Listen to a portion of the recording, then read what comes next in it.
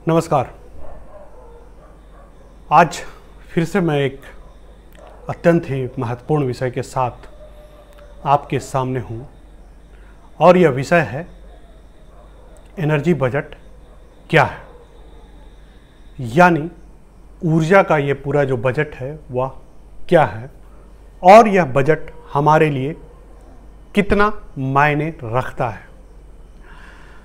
तो मेरे प्यारे दोस्तों, इससे पहले कि मैं बहस की शुरुआत करूं और विषय की गहराई में उतरूं, आपसे निवेदन है कि अगर आपने चैनल को सब्सक्राइब नहीं किया है तो कृपया कर दें। अब मैं अपने विषय पे आगे बढ़ता हूं कि एनर्जी बजट क्या है। आपने आमतौर पर कई सारे बजट को सुन रखा होगा, जिसमें होम बजट होता है, मंथली बजट होता है, राष्ट्रीय बजट होता है। इसी तरह से कई सारा बजट आपने सुना होगा, पर हो सकता है कि एनर्जी बजट आपने पहले नहीं सुन रखा होगा। लेकिन ऐसा बजट होता है और यह बजट ऑटोमेटिकली हम पालन करते हैं। ना सिर्फ हम पालन करते हैं बल्कि यह ब्रह्मांड भी इस बजट को पालन करता है और यह ब्रह्मांड भी इस बजट से चलता है। अब आइए मैं बताता हूं कि यह कैसे लागू होता है या यह कैसे काम करता है। एनर्जी बजट का मतलब पूरा यही है कि हर दिन जब हम सुबह में उठते हैं तो प्रकृति से हमें कुछ अमाउंट ऑफ एनर्जी मिलती है। अमाउंट ऑफ एनर्जी पूरे दिन खर्च करने के लिए। यह ठीक उसी प्रकार है जैसे कि हमें एक निश्चित राशि मिलती है पूरे महीने खर्च करने के लिए, या हमें अपने अभिभावक से निश्चित राशि मिलती है पूरे सप्ताह खर्च करने के लिए, पूरे दिन खर्च करने के लिए। यानी हर चीज हमारा पैमाना जो है वह एक तय है, यानी फिक्स है। उसी तरह से एनर्जी बजट काम करता है। सुबह हम उठते हैं और प्रकृति हमें आशीर्वाद देती है एक ऊर्जा के स्रोत के रूप में कि पूरे दिन आपके साथ ये ऊर्जा रहेगी। बस ध्यान यह रखना है कि इसका सही प्रयोग करना। पूरे मंथ का जिस तरह बजट आपको मिल जाता है, अगर आप उसमें संयम नहीं बरते या सही गणना नहीं किए, कैलकुलेशन सही नहीं है, तो हो सकता है आपका बजट डेफिसिट चल जाए। और अगर बजट डेफिसिट नहीं होता है, पॉजिटिव होता है, तो आपकी सेविंग होगी। उसी प्रकार यह एनर्जी बजट है। अगर आप दिन भर में एनर्जी बचा लेते हैं और वापस प्रकृति को करते हैं तो प्रकृति अगले दिन आपको उससे ज़्यादा वरदान के तौर पर देती है। और यह बहुत ही नेचुरल है, नैसर्गिक है। हम भले ही ध्यान न दें लेकिन ऐसा होता है। और अक्सर इसको आप नोटिस करने का सबसे आसान और सरल तरीका यह है कि कभी हम कहते हैं कि आज बहुत लो फील कर रहे हैं, कभी हम कहते हैं बहुत हाई फील कर रहे हैं, कभी हम कहते हैं बहुत अच्छे मूड में, कभी हम कहते हैं बुरे मूड में। तो ये लो और हाई जो फीलिंग होती है वो सारा उसके पीछे एनर्जी काम करता है। और यह एनर्जी और कहीं से नहीं, यह अथाह जो ब्रह्मांड है आसपास फैला हुआ है, प्रकृति है, उससे ही ये एनर्जी आती है। और जब एनर्जी ज़्यादा होती है तो हम हाई फील करते हैं, जब कम आती है तो लो फील करते हैं। तो अब ये एनर्जी बजट हम कैसे संतुलित कर सकते हैं, आज हम इसी पे बात करेंगे। सबसे पहली बात यह है कि इस बजट के लिए ना तो हमें मेहनत करना पड़ता है, ना ही हम किसी के सामने एप्लीकेशन लिखते हैं या कहीं से हम उसे गणना करते हैं। ये नेचुरल है, ये बिल्कुल प्राकृतिक रूप से, इसमें इंसानों का कोई रोल नहीं है। यानी हम चाहकर भी आपकी एनर्जी बजट को बढ़ा नहीं सकते हैं या चाहकर हम उसे घटा नहीं सकते। ये आपके अपने ऊपर है। यानी प्रकृति हर आदमी को यह बजट देती है, हर सुबह उसको आशीर्वाद के तौर पर देती है।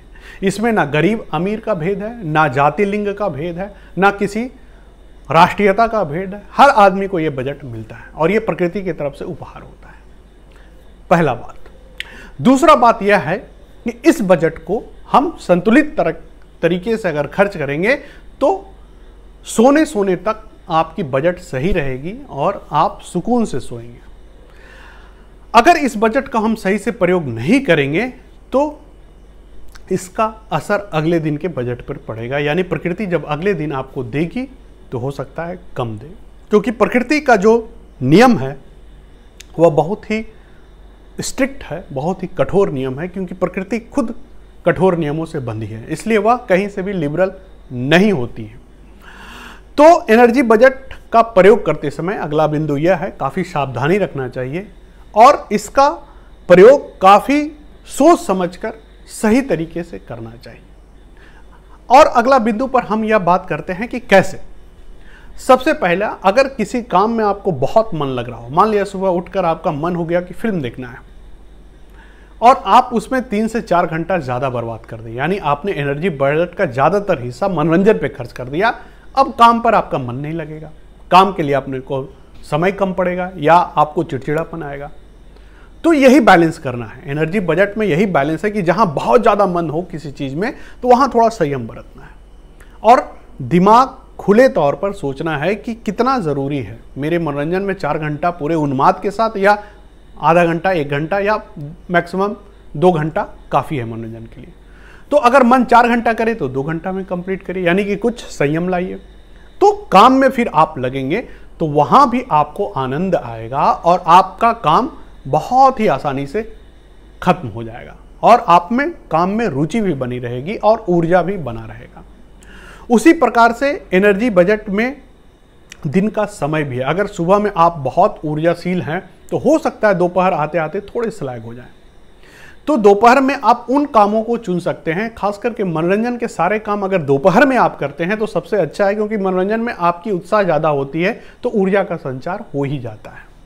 तो सुबह उठने के बाद आप अगर ज़रूरी काम निपटाते हैं, जो काम ज़रूरी है, तो ये ज़्यादा सही है। मनोरंजन से या घूमने फिरने या दोस्तों से मिलने का काम अगर आप उस समय करते हैं जब आपका एनर्जी लेवल नीचे होता है तो अच्छा है। फिर शाम में आपको एनर्जी हो ताकि आप अगर खेलने जाएं तो पूरे ऊर्जा के साथ खेलें, वहाँ ऊर्जा का ही प्रदर्शन है। अगर आप दौड़ने भागने जिम जाएं वहाँ भी ऊर्जा आपको पूरा हो। फिर वहाँ ध्यान देना है, जब ज़्यादा ऊर्जा वाला क्षेत्र है वहाँ पे ध्यान देना है कि बहुत ज़्यादा ऊर्जा जोश में आकर, उन्माद में आकर खर्च नहीं करना है। उस ऊर्जा का थोड़ा सा पोर्शन बचा के रखना है ताकि रात के सोने से पहले आधा घंटा भी आपके पास एनर्जी रहे तो आप कुछ क्रियात्मक या कुछ रचनात्मक काम कर सकें। कुछ लिखने पढ़ने से जुड़े होगा, कहीं कुछ नोट करने, कहीं डायरी लिखना, कहीं कुछ भी हो सकता है। तो ये कभी भी लास्ट के 2 मिनट भी सोने से पहले उसको हल्के में ना ले या उसको व्यर्थ में ही टालना दे। तो आप जिम या कोई ऐसा शारीरिक श्रम करते हैं तो उसमें थोड़ा सा संतुलित रखें, बहुत ज़्यादा ऊर्जा का व्यय वहाँ ना करें, बहुत जोश में आके खर्च ना करें। फिर अगला पॉइंट यह है कि जहाँ ज़्यादा जोश आया हो, बहुत ज़्यादा जुनून हो या बहुत ज़्यादा आपको ऊर्जा आ रहा हो, वहाँ अगर आपने ऊर्जा बचा लिया तो जिस काम में आपकी ऊर्जा ना आ रही हो या मन ना कर रहा हो करने का, आप वहाँ पर ऊर्जा लगा सकते हैं। यानी आपने बचाया है, अब आप लगाना सीख जाएंगे। लगाना आसान नहीं होता है, यकीन मानिए, एक अभ्यास के बाद ही आप इस तरक्की में आ सकते हैं। लेकिन आसान क्या है कि जहाँ ज़्यादा ऊर्जा है वहाँ हम ऊर्जा बचा सकते हैं। ऊर्जा का बचाना बहुत अपने हाथ में है, लेकिन ऊर्जा का कन्वर्सन थोड़ा मुश्किल है। लेकिन धीरे धीरे अगर वो आप सीख गए तो आपसे यकीन मानिए सफल व्यक्ति कोई दूसरा नहीं हो सकता। आपके अपने उदाहरण में कोई दूसरा नहीं आएगा, आप ही आएंगे। ये ठीक उसी प्रकार है कि हम बिजली पैदा नहीं कर सकते हैं लेकिन बिजली बचा जरूर सकते हैं। पंखा को बंद करके, बल्ब को स्विच ऑफ करके, या कहीं पे अन्यथा या अनर्गल कुछ उपयोग में आ रहा हो तो उसको बंद करके हम बिजली बचा सकते हैं। तो उसी तरह से एनर्जी सेव करना इजी है। जहाँ ज़्यादा ऊर्जा लग रहा है वहाँ बचाइए, जहाँ कम है या ज़्यादा है ऊर्जा डाइवर्ट करना, उसमें थोड़ा टाइम लगेगा। थोड़ा प्रयास के बाद आप देखेंगे कि वो भी काम आप करना शुरू कर दिए, और उसके बाद तो फिर आपको जिस काम में मन नहीं लगता आप डाइवर्ट करेंगे एनर्जी, क्योंकि आपने बचा रखा है, और फिर वहाँ पर आप काम कर निकालेंगे। तो इसी तरह से सबसे पहले सेविंग करना सीखें ऊर्जा का, उसके बाद ऊर्जा का डाइवर्सन भी आपको आ जाएगा। और एक बार ये दोनों चीज़ आ गया, अब जो नेक्स्ट बिंदु दैट इज इंपॉर्टेंट ये है कि ऊर्जा अब आपका कांस्टेंट हो गया। कांस्टेंट अगर आपने करने में सफलता अर्जित कर ली तो यकीन मानिए आपसे बड़ा सफल व्यक्ति कोई नहीं। यानी कांस्टेंट मतलब जितना ऊर्जा आपका ह्रास हो रहा है उतना ऊर्जा प्रकृति आपको देते जा रही है। वह ऐसा तभी होगा यकीन मानिए जब आप प्रकृति को वापस करते जाएंगे। ऊर्जा प्रकृति खुश होगी कि भाई ये तो बंदा को मैं देता हूँ इतना ज़्यादा, और सारा वापस कर देता है। ये ठीक उसी प्रकार है कि ऐसे आपका माँ पिताजी ने खर्च करने के लिए कुछ पैसे दिया और आपने पैसा बचा के दिया, और धीरे धीरे एक ऐसा समय आया कि उनका विश्वास जीत लिया आपने कि भाई तो बड़ा मित व्यय बच्चा है या बहुत ही कम खर्चों में रह जाता है। अब माँ बाप खुश होंगे, बेटा तुम जितना चाहिए तुम हमसे ले लेना, कोई दिक्कत नहीं। यानी आँख मूंद कर आप पर विश्वास हो गया। तो प्रकृति जब आंख मूंद पर आप पर विश्वास कर ली तो आप जितना खर्च करेंगे ऊर्जा वो उतना देती जाएगी। और ये जो कांस्टेंट का जब एक स्तर आपके अंदर, जितना, इसका कोई अंत स्तर नहीं है, ये निरंतर चलने वाला प्रयास, लेकिन इसमें जितना ही ज़्यादा आप कांस्टेंट होते जाएंगे, आपके अंदर ऊर्जा का संचार उतना ही कांस्टेंट होगा। और कांस्टेंट ऊर्जा जब आप में आने लगेगा तो आप जीवन के किसी भी क्षेत्र में कोई भी काम करेंगे, मन लगा रहेगा, इत्मीनान लगा रहेगा, और आप में एक विश्वास का भी संचार होता रहेगा कि ये काम परिणाम देगा ही देगा। परिणाम क्या होगा ये आप नहीं जानेंगे, लेकिन परिणाम मिलेगा, इसके प्रति आश्वस्त आप होंगे ही होंगे। तो ऊर्जा को कांस्टेंट करने का तरीका धीरे धीरे आएगा। पहले सेविंग से ही वो शुरुआत करनी होगी, फिर बाद में डाइवर्सन होगा, फिर बाद में कांस्टेंट स्तर आएगा, उसके बाद ऊर्जा में उतार चढ़ाव भी आप सीख जाएंगे। यानी कि कब ऊर्जा मुझे बढ़ा देना है, जैसे गुस्सा में ऊर्जा बढ़ जाता है, हम लोग क्रिकेट खेलने जाएं ऊर्जा बढ़ जाता है, हम लोग फुटबॉल खेलने जाएं ऊर्जा बढ़ जाता है। लेकिन अगर कुछ घर में अगर झाड़ू पोछा कर दिया जाए मुश्किल है। लेकिन आप में जब ये क्षमता आएगी तो आप यहाँ भी ऊर्जा बढ़ा सकते हैं। पहले ऊर्जा डाइवर्सन आप कर पाते थे, बढ़ाना आप में नहीं था, अब बढ़ाना भी सीख जाएंगे कि कैसे ऊर्जा बढ़ाया जाए। यानी कि घर के कोई काम जहाँ मन न लगता हो, सब्जी लाने आपसे बोल दिया, वहाँ भी आप ऊर्जा बढ़ा लेंगे। आपको कुछ ऐसे काम पढ़ने के लिए बोल दिया गया, आप वहाँ भी ऊर्जा बढ़ा लेंगे।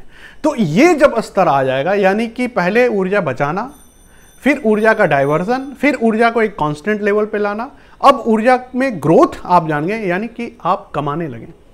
और यकीन मानिए ये जब स्तर आप में आएगा तो ये पैसा कमाने से बड़ा स्तर है, क्योंकि पैसा भी एक ऊर्जा ही है। यानी पैसा आता है और आप उसका ऊर्जा बदल देते हैं, सामान खरीद लेते हैं, फिर ऊर्जा बदलते हैं, पानी खरीद लेते हैं, फिर ऊर्जा बदलते हैं, आप ठंडा खरीद लेते हैं। यानी उसका ऊर्जा है, ऊर्जा को आप बदल के अपने खुशी के अनुसार, अपने ज़रूरत के अनुसार चीज़ों को खरीदते हैं। उसी तरह से ये एनर्जी, यह भी ज़रूरी है। अगर ये नहीं होगा तो आप किसी ऊर्जा, पैसा नहीं कमा सकते, आप काम नहीं कर सकते, आपका मन नहीं लगेगा। तो इस ऊर्जा को आपने बढ़ाना सीख लिया एनर्जी बजट में, तो माशाल्लाह फिर तो कुछ कहना ही नहीं। फिर तो आपके सामने कोई ऐसा काम नहीं होगा जो कि रुका रहेगा या फिर गतिहीन होगा। आप हर चीज़ में गति प्रदान कर सकते हैं, गतिशील बना सकते हैं। यानी रुके रुके काम को भी आप अंजाम दे सकते हैं, कुछ अदृश्य, कुछ अनसुलझे हुए भी काम है उसको भी आप अंजाम दे सकते हैं। और आपकी पूरे जीवन की गाड़ी कभी स्थिर नहीं होगी, यानी कि नकारात्मकता में स्थिर नहीं होगी, सुचारू रूप से स्नेह स्नेह मंद मंद वो बढ़ते रहेगी। और आप जब आपको स्पीड करना है आप स्पीड कर लीजिए, जब स्लो करना है स्लो कर लिए। तो ये पूरी क्षमता तब आएगी जब ऊर्जा के सारे आप बजट को सीख जाएंगे। बजट बनाना, बजट संतुलित करना, बजट में सेविंग करना, बजट बढ़ाना, तो आपका एनर्जी बजट इंटैक्ट होगा, फ्रूटफुल होगा, रिजल्ट ओरिएंटेड होगा, और यकीन मानिए सब कुछ होगा जो आप चाहेंगे। लेकिन शुरुआत हमेशा की तरह, हर बजट की तरह सेविंग प्रधान से, यानी कि बचाने से। तो ये था दोस्तों आज एनर्जी बजट के बारे में थोड़ी सी चर्चा, और इस तरह के अन्य विषय पर भी मैं समय समय पे आपसे चर्चा करता रहता हूँ, करता रहूँगा। इन सब बातों के साथ ही धन्यवाद।